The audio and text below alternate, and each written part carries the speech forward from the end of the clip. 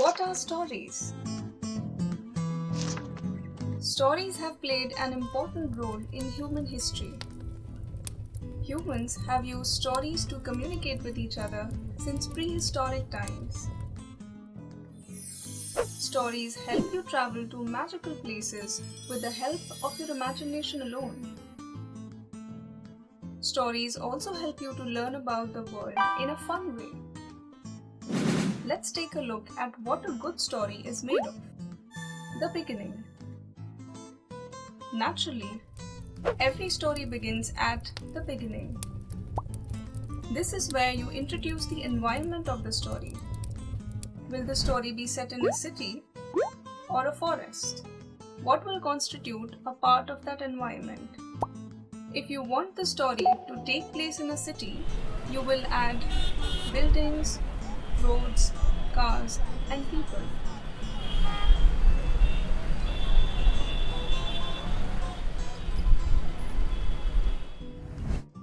If it's in a forest, you will add trees, animals, birds, and so on.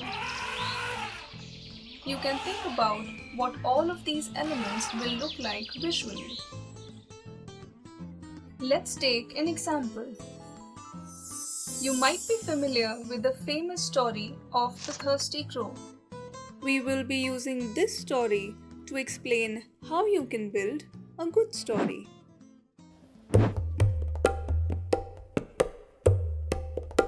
The environment of the story is set in a village on a hot sunny day. We then come to one of the most important parts of a story, the main characters. Characters are responsible for driving a story.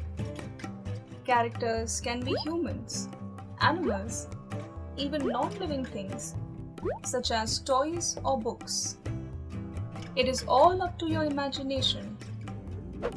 When you introduce your characters, you need to show what they look like, what traits belong to the character, giving the viewers an idea about their personalities. For now, we will pick this Thirsty Crow as our main character.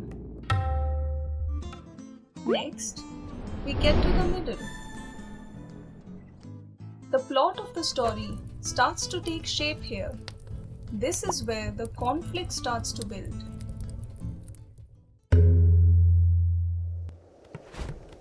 Conflict is nothing but a problem or a challenge that our character faces. It makes the story interesting, and every good story requires conflict. It motivates your characters to take action and drives the story forward. Here, as you can see, a thirsty crow is struggling to get the water at the bottom of the pot, which gives us the conflict of our story.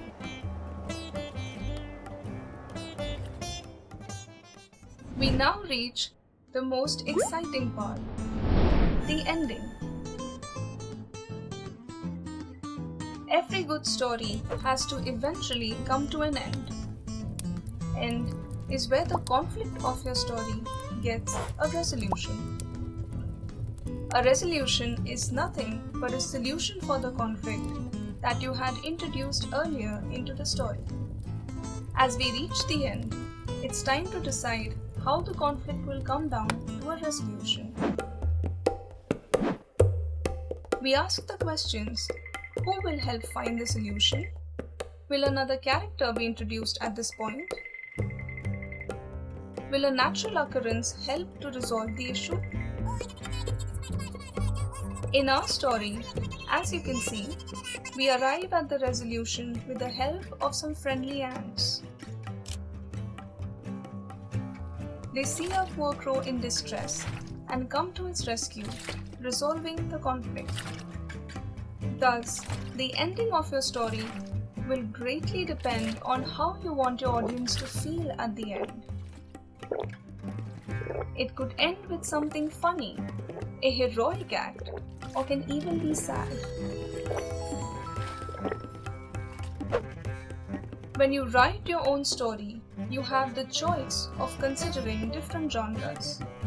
Think about what kind of journey you want your audience to go through.